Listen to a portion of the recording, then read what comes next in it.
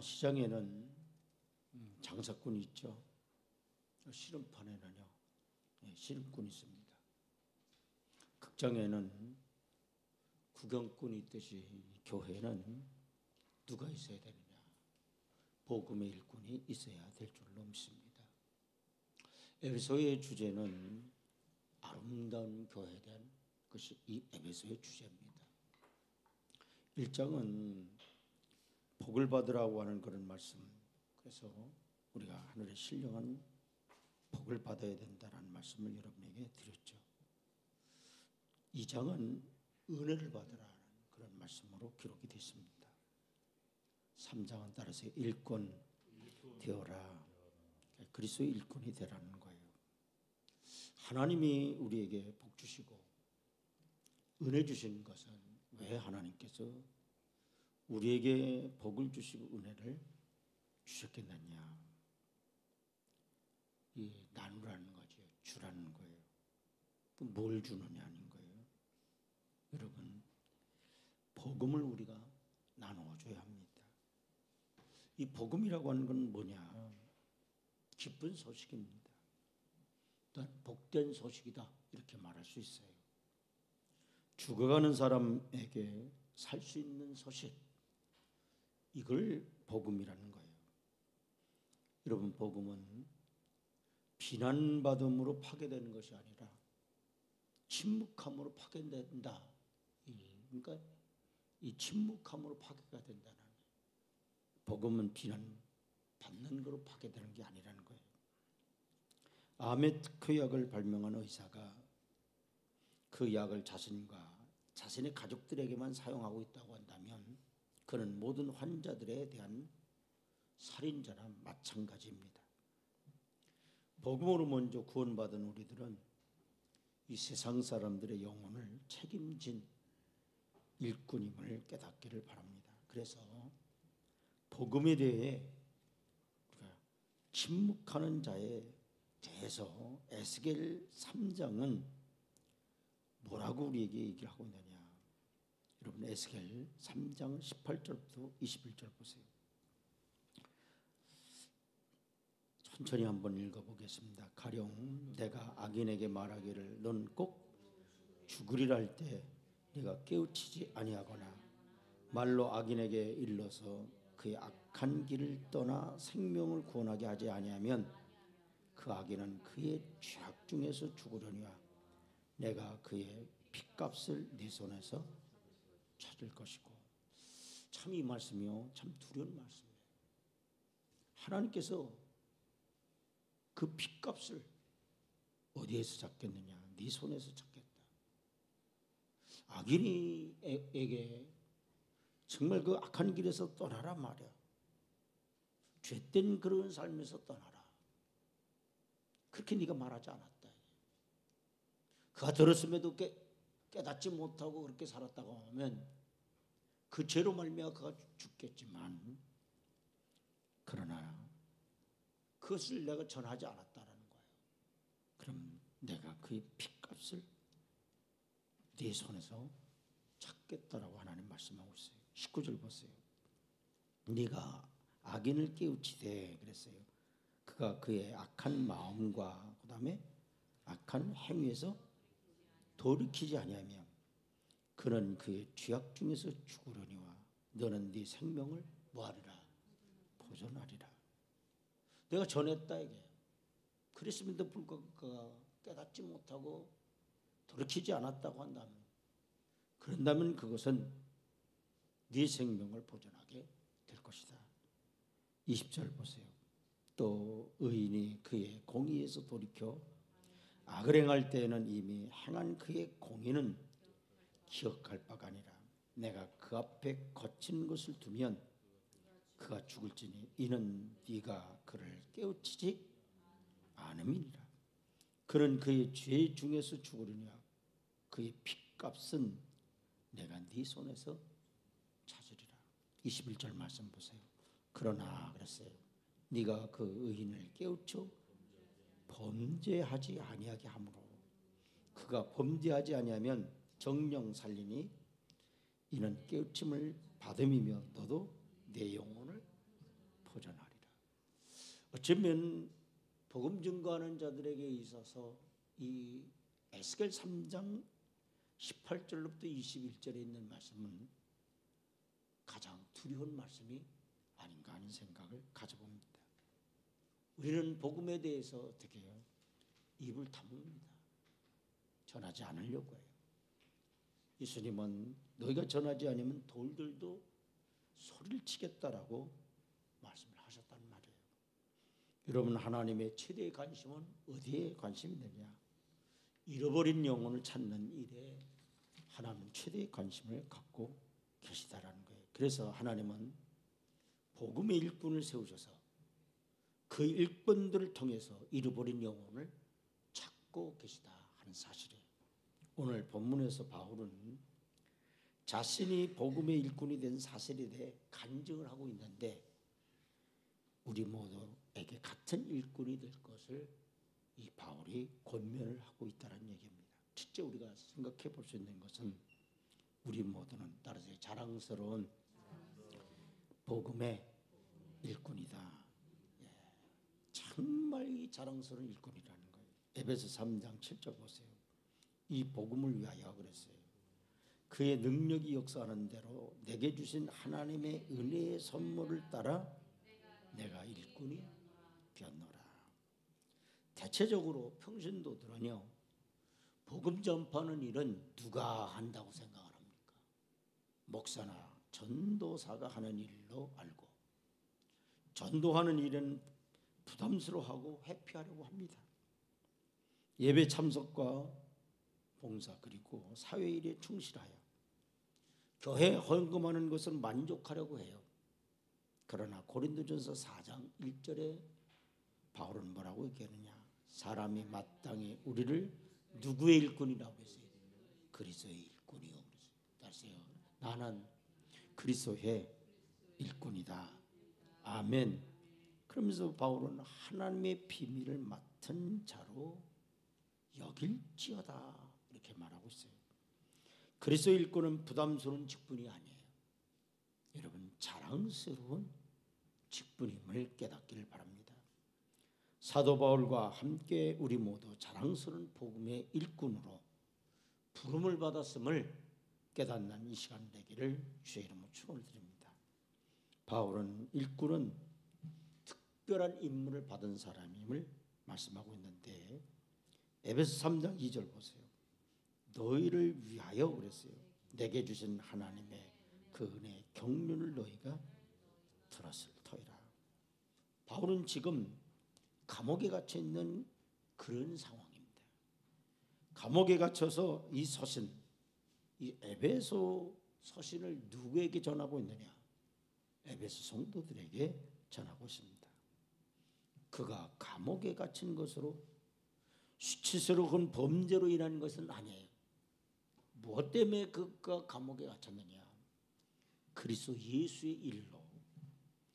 너희 이방인을 위하여 바울은 이렇게 얘기하고 있습니다. 갇혔다라고 이렇게 말하셨어요. 갇혔다라는 얘기는 결국은 무슨 얘기예요? 감옥에 지금 있다는 얘기입니다. 그런데 감옥에 갇힌 그런 상황임에도 불구하고 이 바울은 자랑스럽게 이야기하고 있다는 얘기입니다. 7절 하반절 보세요. 내게 주신 하나님의 은혜의 선물을 따라 내가 뭐가 됐다고 그랬습니까? 일꾼이 되었노라. 따라서 내가 일꾼이 되었다. 아멘. 하나님께서 이방인을 구원하기 위한 계획에 의하여 복음의 일꾼이 되어 특별한 임무를 받아 로마에 왔다라는 겁니다. 죄악 가운데 지옥 가야 할 수많은 인생들을 위하여 예수 그리스도께서 피를 흘려 죄의 씻음을 이루었으니 누구든지 예수를 믿으면 뭘 받느냐? 구원을 받아요. 따라서 예수 믿으면 뭘 받아요? 구원 받아요.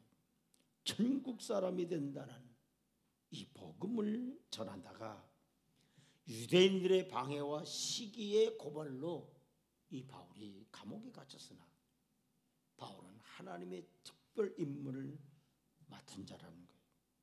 특별 임무를 받은 한 사람은 너무도 중요합니다. 사도 바울이 이방인에게 복음을 전한 특별 임무를 수행하지 않았다고 한다면 에베소 성도들은 물론이고 우리들까지도 하나님의 자녀가 될 수가 없었을 거예요. 1866년 한문 성경 한 권을 가지고 우리나라 대동강까지 셔먼호 타고 들어왔다가 순교한 영국 선교사 토마스 목사님 한 사람 때문에 오늘 우리나라는 세계적인 기독교 국가가 될 수 있었던 겁니다. 그리고 대한민국이 가장 선교사를 두 번째로 많이 선교사를 파송한 나라가 우리나라라고 합니다. 제일 많이 파송한 나라는 미국입니다. 미국은 전 세계에 한 6만 명 정도의 선교사를 파송했다고 해요. 그런데 대한민국은 4만 명 정도를 전 세계에 선교사로 파송했다고 합니다. 여러분, 어떻게 보면 인구 비율로 본다고 한다면 대한민국이 가장 선교사를 제일 많이 파송한 나라가 아니겠는가? 여러분, 우리나라는 5천만이라고 얘기하잖아요. 여러분, 미국은 인구가 1억 2천 정도가 넘습니다.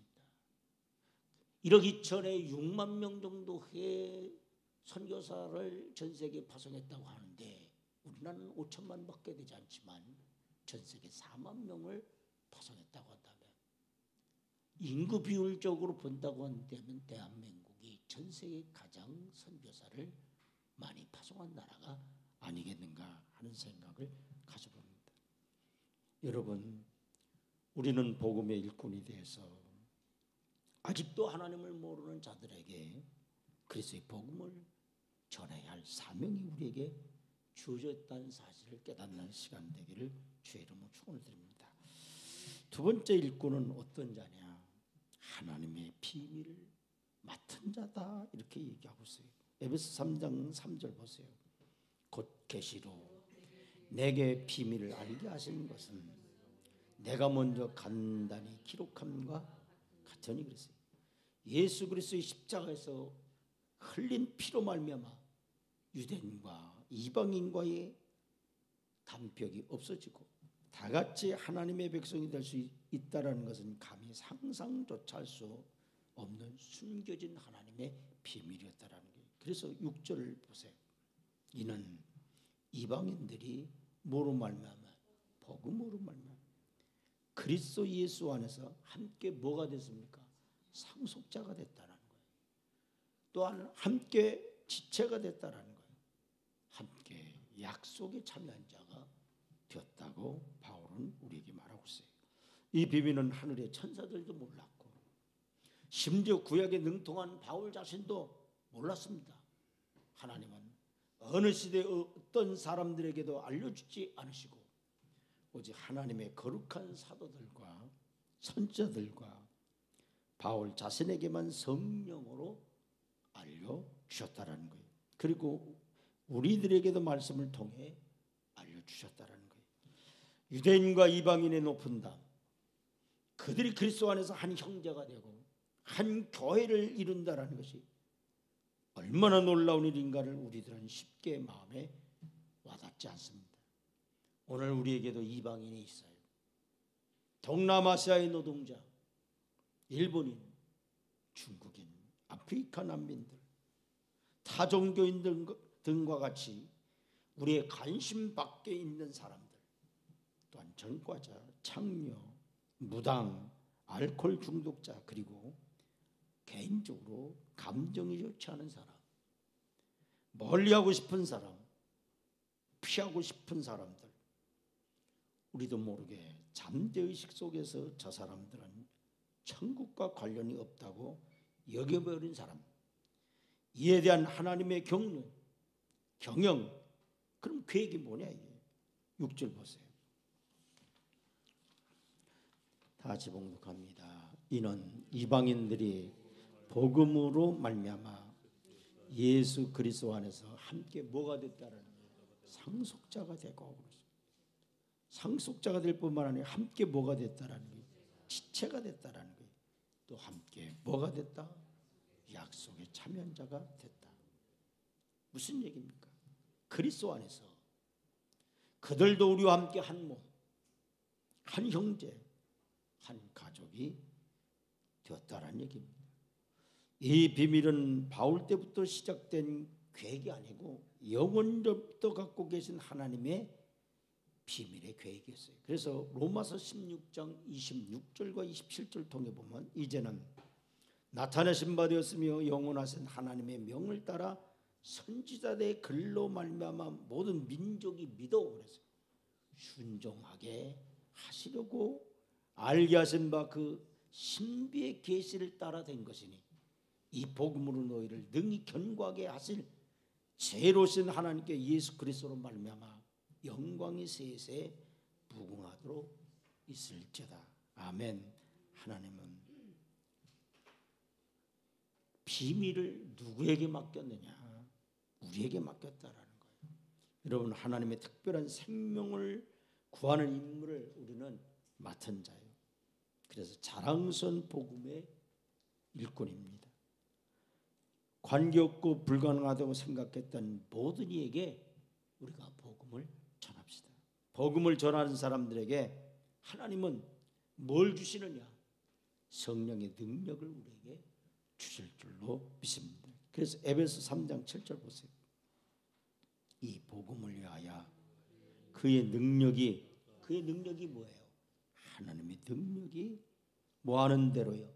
역사하는 대로 내게 주신 하나님의 은혜의 선물을 따라 내가 일꾼이 되었노라. 아멘. 두 번째, 오늘 우리가 생각해 볼 수 있는 것은 우리 모두는 지극히 작은 일꾼입니다. 에베소 3장 8절 보세요. 모든 성도 중에 지극히 작은 자보다 더 작은 나에게 이 은혜를 주신 것은 측량할 수 없는 그리스도의 풍성함을 이방인에게 전하게 하시고 그랬어요. 사도 바울은 8절에 자기를 소개할 때 여지없이 자기를 비하했어요. 낮췄어요. 자기를 부인했습니다. 그는 과거에 그 누구에게도 굽히기 싫어했던 바울이 아니라 사울이었습니다. 이 사울은 큰 자란 뜻입니다. 바울은 작은 자란 얘기예요. 정말 예수 그리스도를 만나기 전에는 이 바울은요, 자신이 사울이었어요. 큰 자였습니다. 대단한 자였습니다. 나는 가말리엘 문화생이라는 거예요. 나는 베냐민 지파에 속한다라는 거예요. 나는 히브리인 중에 히브리인이라는 거예요. 그 바울에게 있어서는요, 정말 자신을 높일 수 있는 것이 굉장히 많았어요. 내 예수님 만나고 나니까요, 자신 가장 작은 자다, 죄인 중에 괴수다, 이렇게 얘기를 하고 있습니다. 혈통적으로나 학문적으로, 사회적으로나 종교적으로 어디를 봐도 남보다 우월하고 자부했던 그런 자였어요. 그러나 예수 그리스도의 일꾼이 된 후 그는 자신을 새롭게 발견을 했어요. 그래서 오늘 본문은 이렇게 얘기하고 있어요. 모든 성도 중에 지극히 작은 자보다 더 작은 나에게 그랬습니다. 자신을 사정없이 낮출 때 복음은 복음의 일꾼됨을 자랑스럽게 여길 수 있었어요. 과거를 한번 생각해 하며 자신을 낮췄습니다. 그는 과거에 지독한 기독교의 핍박자였습니다. 그는 스스로 죄인 중에 괴수였어요. 도저히 자격 없는 죄인을 용서하여 이제는 복음의 일꾼으로 삼으셨으니 얼마나 황송하며 기쁜 일이겠습니까?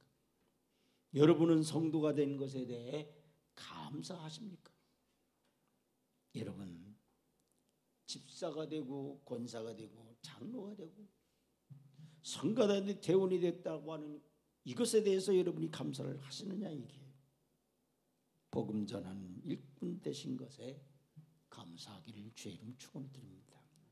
저는 수없이 여러분에게 고백을 많이 했었는데 저는 목사가 된 것에 대해서 대단히 큰 복을 받았다고 생각을 하고 있습니다.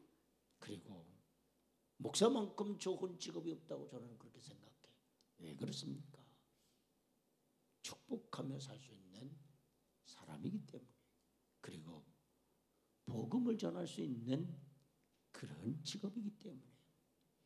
저는 중학교 3학년 때 실업계를 가느냐 인문계를 가느냐, 저는 어렸을 때부터 목사가 되기로 국민학교 1학년 때부터 약속을 했기 때문에 당연히 인문계를 가는 것으로 알고 있었습니다.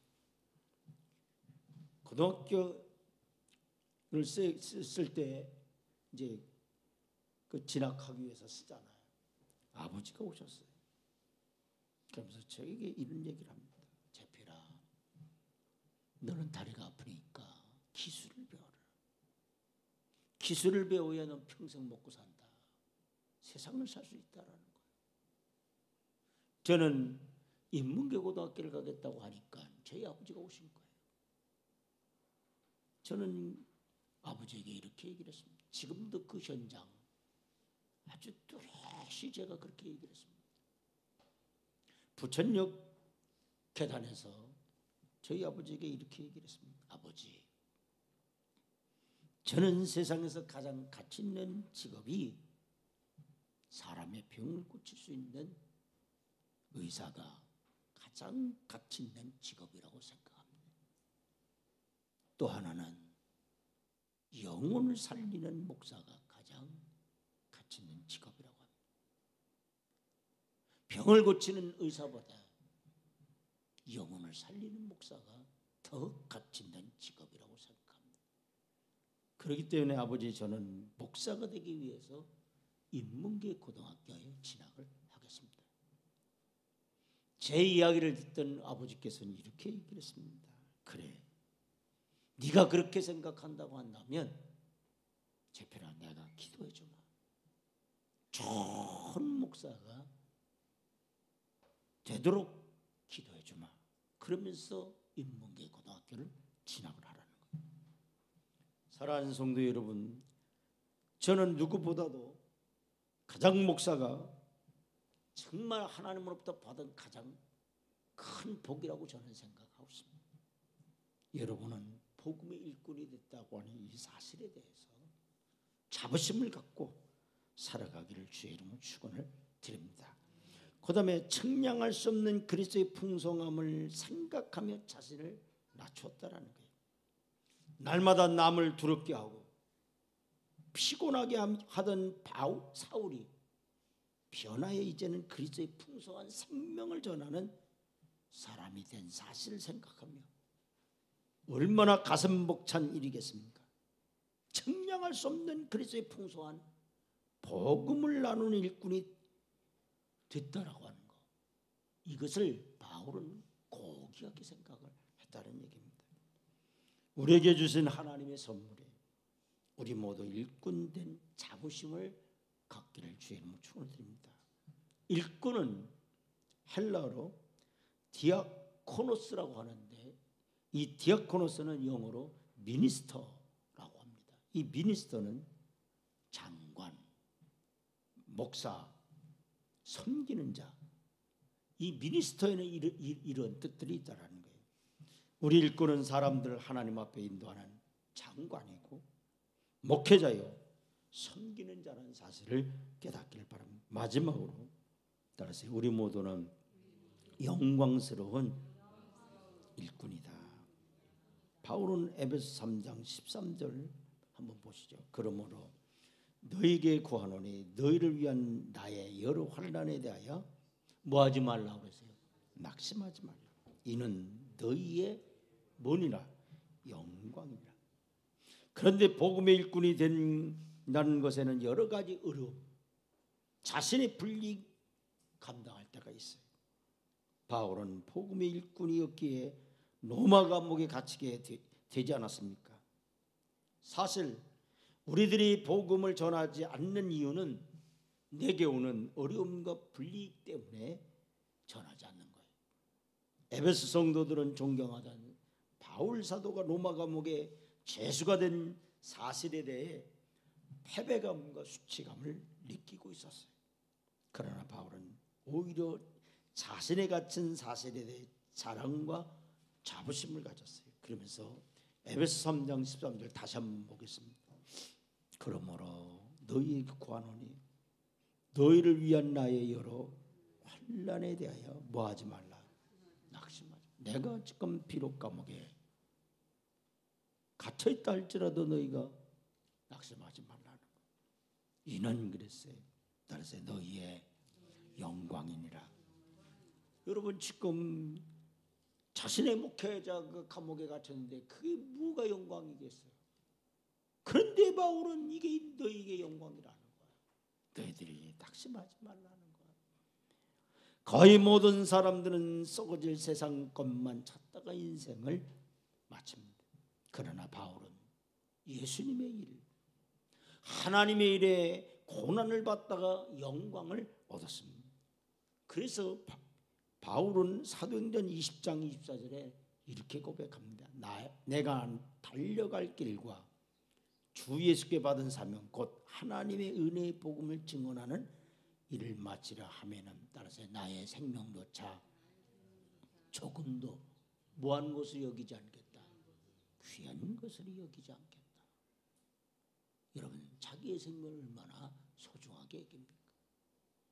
정말 자기의 생명을 주를 위한 일이라고 한다면, 하나님을 위한 일이라고 한다면, 내가 복음 전하는 일이라고 한다면 귀한 것을 여기지 않겠다고 했어요.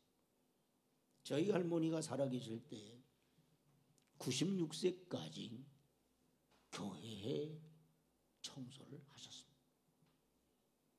1년에 한 번씩은요 허리병이 나셨어요. 허리병이 나시면 한 달 정도 일어나질 못합니다. 근데 이명희 전도사님 그때마다 이 녹각을 그 한제를 이렇게 한제를 그걸 지어와요. 그럼 그 녹각을 먹으면요 허리병에서 그냥 일어나셨어요. 근데 이 의자를요 제쳐나가면서 정말 방에 걸레질을 하는 것처럼 그렇게 하는 거예요. 하루는 제가 이렇게 저희 할머니에게 이야기를 했습니다. 할머니 하지 마. 허리 아파. 하지 마. 왜 하셔?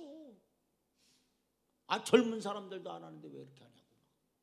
제가 그랬습니다. 그때 저희 할머니가 하신 말씀이 이런 말씀이었습니다. 내가 지금 90이 넘었다. 언제 죽을지 모른다. 어차피 썩을 몸이라.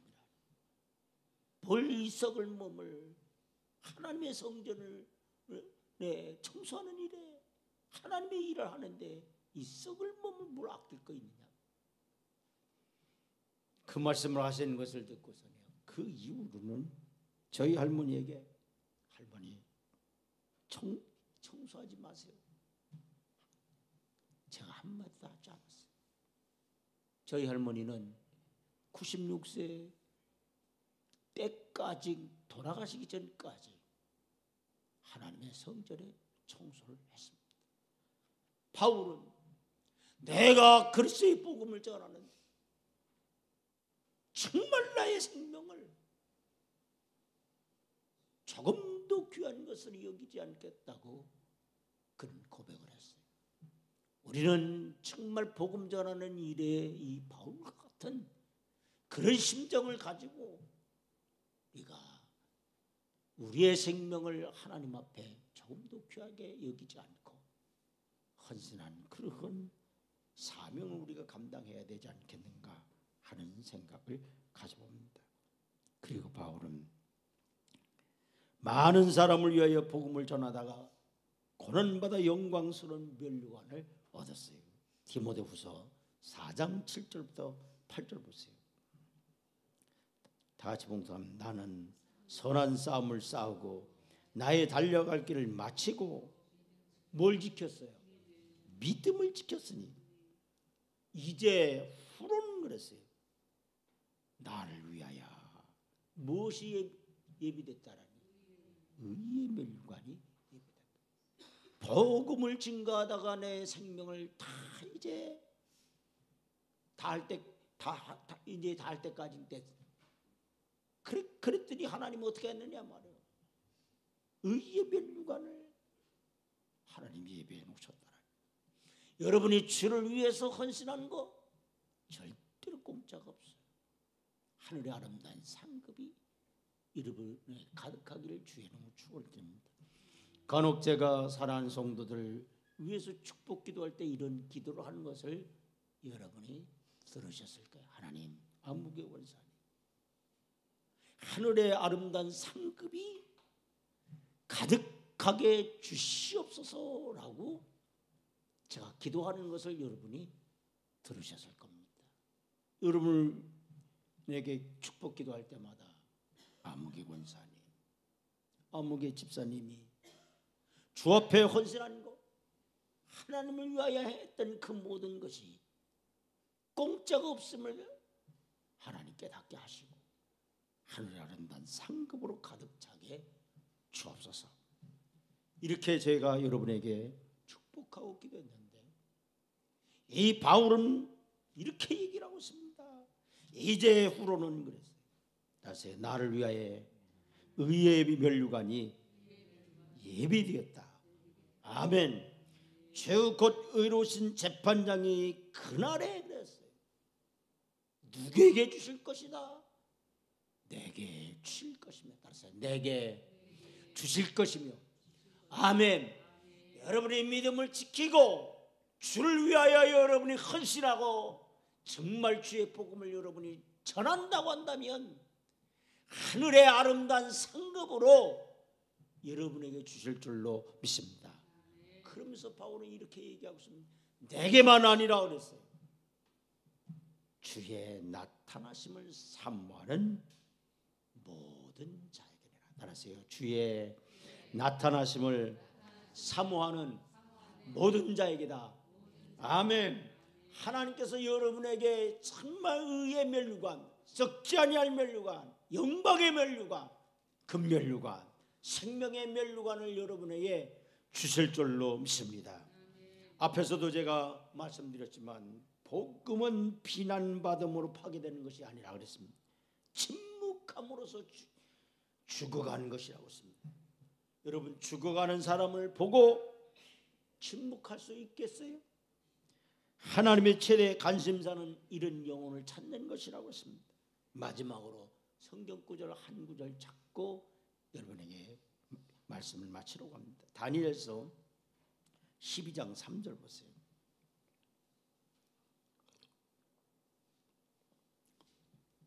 이 다니엘서 12장 3절 말씀은 제가 참 여러분에게 많이 전했던 것 같아요. 지혜 있는 자는 궁창에 뭐와 같아요? 빛과 같이 빛날 것이요. 그 뒤에 말씀이 중요해요. 많은 사람을 옳은 대로 돌아오게 하는 자는 뭐와 같이요? 별과 같이 영원토록 빛나리라. 아멘. 여러분, 이 뒤에 말씀이 여러분에게 이루어지길 바랍니다.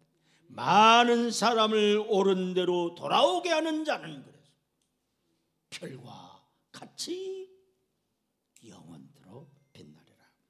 성지교회 성도 여러분, 영원히 빛나는 별이 되지 않으시렵니까? 자랑스러운 복음에 충실한 일꾼이 되기를 주의 이름 축원을 드리면서 하나님 말씀 증거를 드립니다.